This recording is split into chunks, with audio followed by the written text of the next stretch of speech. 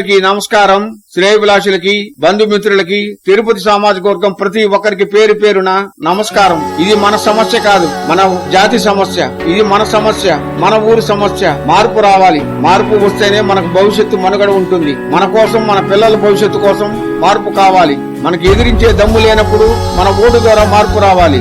ఇది ఒక వ్యక్తికి కాదు, ఇది మన జాతి మనుగడ కోసం, మన పిల్లల భవిష్యత్తు కోసం మార్పు రావాలి. మార్పు వస్తేనే మనకు మనుగడ ఉంటుంది. మనం బలంగా ఉండాలి. మనం బలపడితేనే మన సమాజం బలపడుతుంది. మనం బలహీనపడితే దోచుకుంటారు, దాచుకుంటారు, అభివృద్ధి లేకుండా చేస్తారు. ఇది న్యాయం లేని సమాజం. నీ కన్యలకు, నీ ఆకలికి ఎవరు పట్టించుకోరు. నీ ఆకలి అయినా, నీ అవసరాలైనా నువ్వే ఎదురీత చెయ్యాలి. ఎదురు చూస్తే ఎవరు వచ్చి నీకు దేవుడు వచ్చి వరాలేమి ఇవ్వడు. నీ మార్పు నీ చేతిలోనే ఉంది.